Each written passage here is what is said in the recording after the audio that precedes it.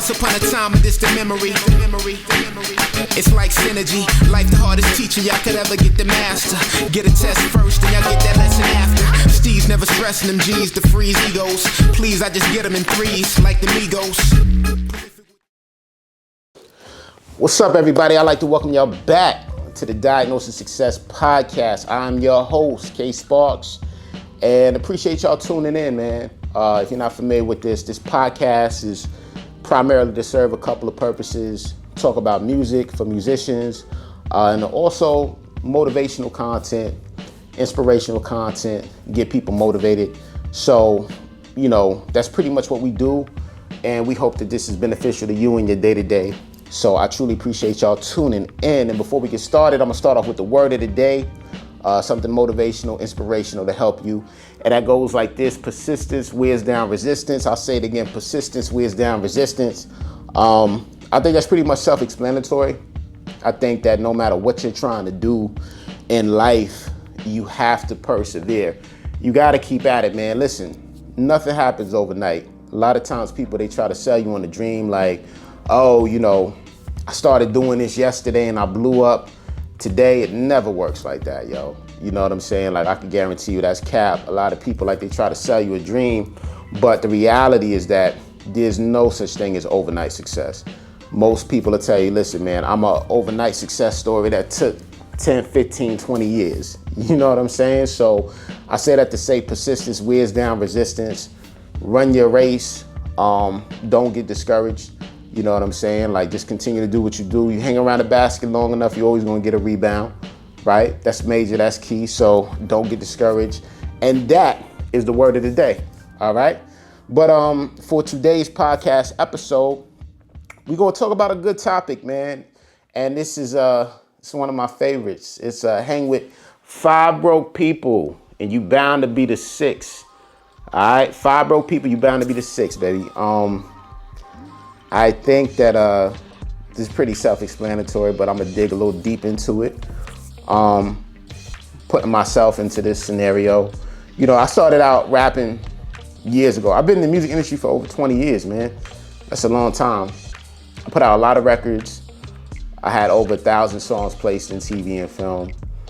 And I work with a lot of people, man. Whether that be The Temptations with Universal Records, Kid Cudi, Loaded Luck, Sean Price, rest in peace, Ahmad. I mean, the list goes on and on. I work with a lot of people. And throughout my journey, I pretty much I've seen it all, man. I've made some terrible mistakes, man. I'm gonna keep it a stack, right? Because I'm human, I'm not perfect.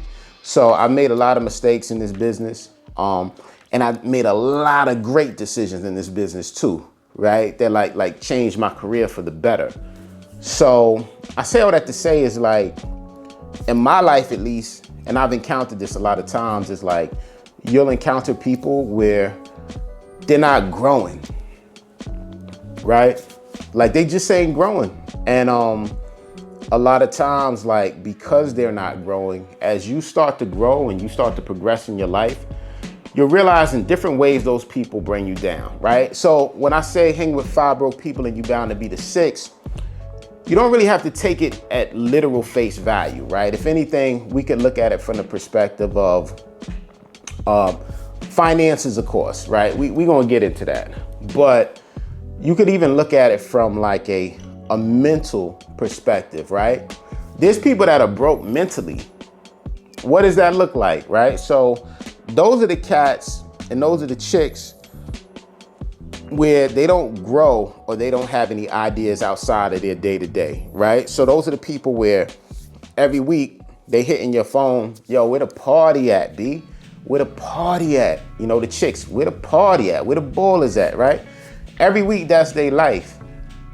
They don't think about anything outside of that. They don't want to grow as a person, right? They don't want to better themselves. All they want to do is drink liquor, turn up, do drugs, and do it again, right? Have sex, and that's their cycle, right? That's all they want to do. There's no growth in that. And I think a lot of times, when you want more out of life and you want more from yourself, you challenge yourself, right? you want to see your life elevate. So not only can you improve your quality of life, but you can improve the quality of life of those people around you. So that was my thing, right? It was like, yo, I came from the hood, B. So growing up in South Jamaica, Queens, when I grew up in the 80s, the crack era, all you saw was substance abuse. All you saw was police brutality. All you saw was lack of opportunity. So when you don't have opportunity, you got to create it. And a lot of times with negativity in life, it's either you run towards it and become that, or you run away from it, right? So I made a conscious decision that I wanted to be more, I wanted to do more, and that's what I did. You know, thank God, right? Because at the end of the day, I knew I didn't want to be a statistic, and I didn't want to keep doing the same thing that everybody else does, right?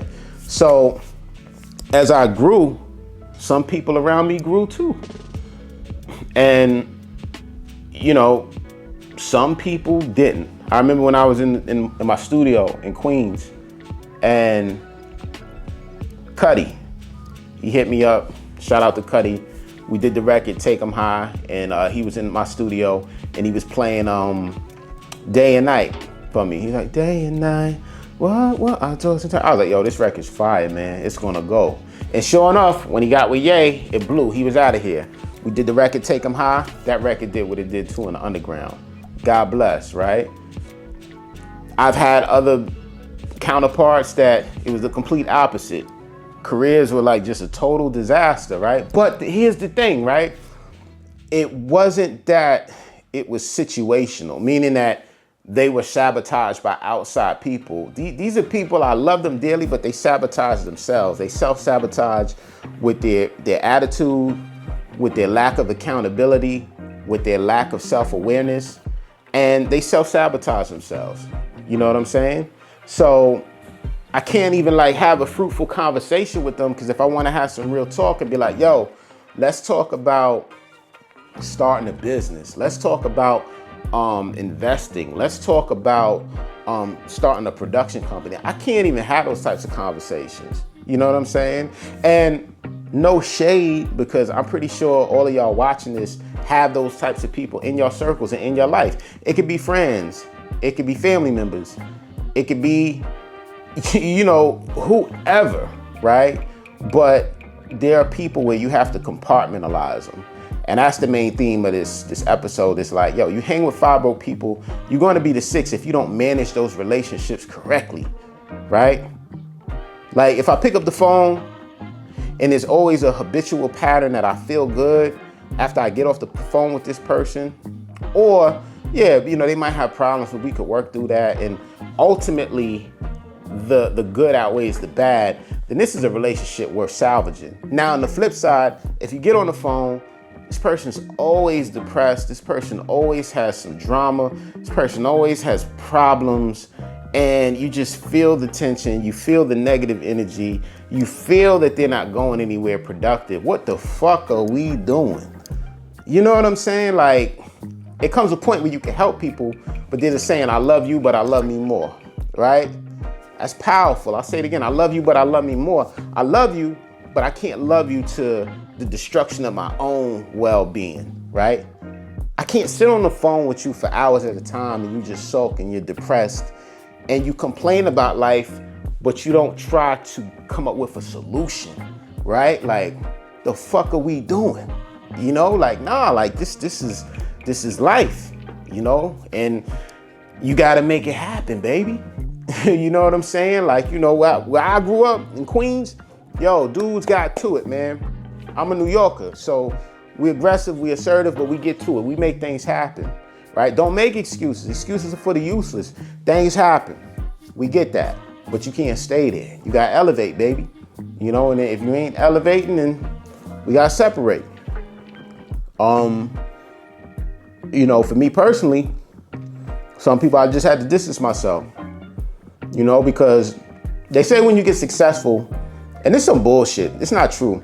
They say when you get successful that you change. Some people, yes. I'm gonna tell y'all right now, a lot of people know.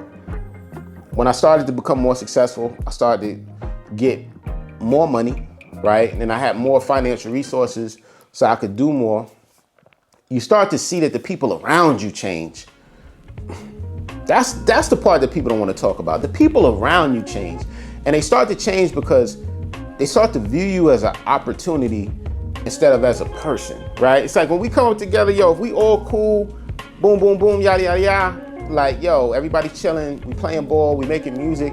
But then it's like, as you become successful, and now you're the most successful person in your crew, in your cipher, everybody kind of indirectly looks at you as the leader, right? So then you start getting those weird text messages that kind of creep you out, right? It's like, starts out, hey man, I'm in a bind. Can I borrow some money? You know, can I borrow a couple dollars? And you know, you naturally, like for me, like I naturally want to help people. So it's never about an ego thing. It's just if I'm in a position to do it, I'm gonna do it. But then you start to notice over time that people start to take advantage, right? So starts out with $200. Then they need $500. Then they ask for $1,000, right? I've loaned thousands of dollars and didn't get it back. You know what I'm saying? And it's like, then it makes shit weird because now the relationship is a little tainted because of money. But you made it that way because you asked for the money, you didn't pay it back when you said you would, but then you want to flip it on a successful person, be like, yo, that person's acting funny. Nah, B, you capping. You ain't do what you were supposed to do. You know what I'm saying? So a lot of times, I mean, I'm gonna keep it a stack. I just prefer to fall back a lot of times. Like I just be in my own zone. My peoples, that's really my peoples, and we've been solid like that for a long time. They know what it is, they know how to reach me. But for a lot of people, a lot of times I gotta take a step back. And that's what I'm telling a lot of y'all. Don't let motherfuckers use you and don't let motherfuckers drain you. Because that's what I notice happens a lot of time. It's like, you know, people will take advantage. They view you as an opportunity instead of a person and they get it twisted. So you gotta protect your energy, you know, protect your energy. Hang with people who they wanna grow, you know, and they're not a liability, right? But, you know, when they come to you, they checking on you as a person. How you doing? How's your day going? How's your mental health? How's your spirit? You know, like all of these things are important, man. You know, so don't hang around the Debbie Downers.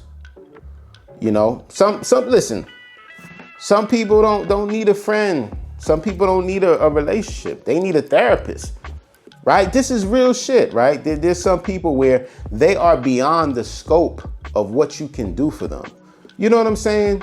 I saw Tyler Perry one time, man, and he was speaking and he said something so powerful. He was like, a lot of times in life, you know, when you're elevating and you're going like this, when you see a rocket ship, certain things start to come off the rocket ship, right? Because if those parts are on the rocket ship as it's trying to elevate, it won't be able to get to where it gotta go. So sometimes you gotta shed the same way. It's like, yo, I might love Malik and Tasha, right? And Renee and Mike from up the block. But if all these motherfuckers ain't doing shit with their life and all they do is complain all the time, life is so hard, you know, they hate this, they hate that, they ain't making no money, they asking me for money, these motherfuckers gotta go. You know what I'm saying? It's no harm, no foul. It's just, listen, you learn to protect your peace, protect your mental, your spirit, and you gotta do what you gotta do for you. All right, so, you know, in a nutshell, I say all that to say, man, yo, hang with 5 broke people. You're bound to be the 6th, baby. And I don't want to see it happen for you. You know what I'm saying? I don't want to see it, man. Don't let them do it. So protect your energy, protect your space, run your race. You know, hang with like-minded people, man. Like-minded people that want similar things out of life like you. All right? So that's pretty much it, man. I hope y'all enjoyed this. Y'all know what it is, man. Hit that subscribe button. You know what I mean? I won't say smash it because I hate that shit. You hear these YouTube, smash that. Nah, B, just hit the joint. You know what I mean? But until next time, much love. Peace.